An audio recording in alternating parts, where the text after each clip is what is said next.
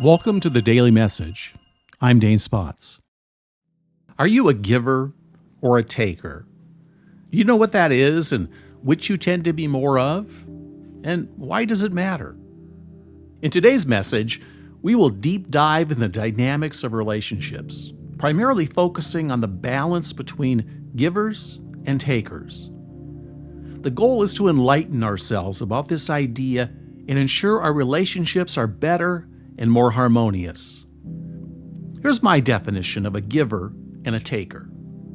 Takers. These are individuals who tend to prioritize their own needs, sometimes at the expense of others. This doesn't mean that they're inherently malicious, rather, their primary concern is self-benefit. They may frequently ask for favors, time, or resources, and often resist reciprocating. You know anyone like that? On the other end of the spectrum, givers prioritize the needs of others, often placing them above their own. They derive satisfaction from helping, supporting, and giving to others. But without boundaries, givers can become exhausted or feel exploited. Now, we're all givers and takers. Relationships, in business, our friends, our family and loved ones. It's always a give and a take.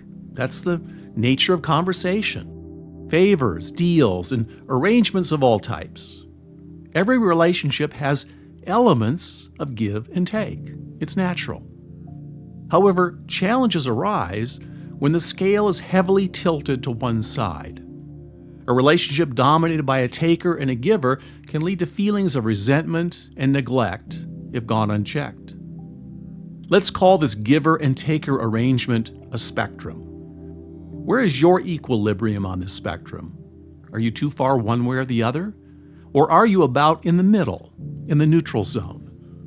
It's crucial to self-reflect and identify which role we typically adopt in our relationships.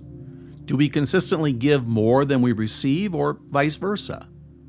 Recognizing these patterns is important to addressing imbalances.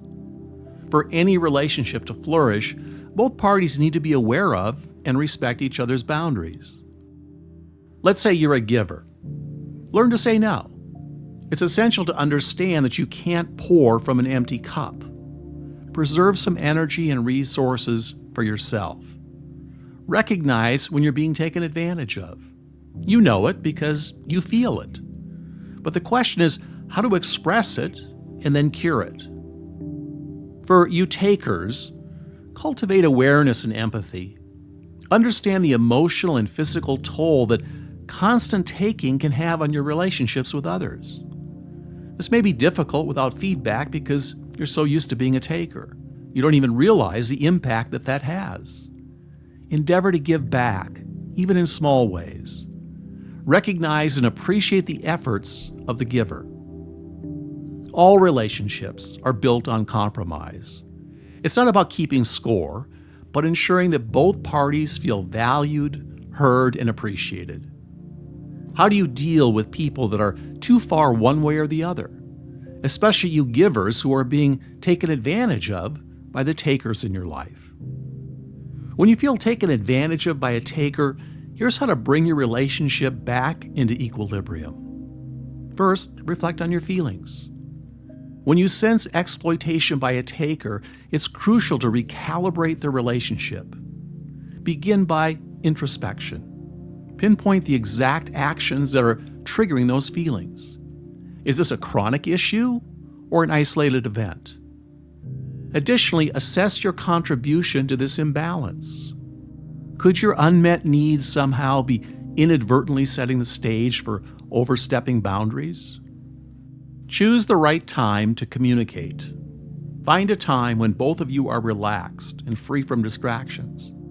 Addressing sensitive issues in the heat of a moment during a stressful period often leads to defensive reactions and escalating the conflict.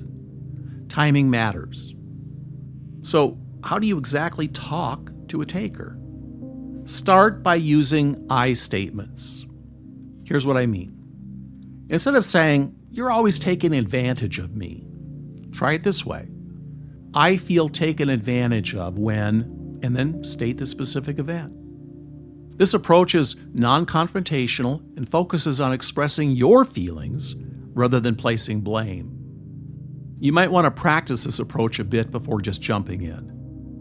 Once you've expressed your feelings, then give the other person an opportunity to share their perspective. Listen without interrupting and try to understand their viewpoint. Finally, reinforce your boundaries. Define what you're comfortable with and what you're not. The more specific, the better. Once you've set your boundaries, then stick to them. Be consistent. It helps in reinforcing the message. Remember, setting boundaries is a form of self-care. It's okay to prioritize your well-being, and you should, and not be shy about it.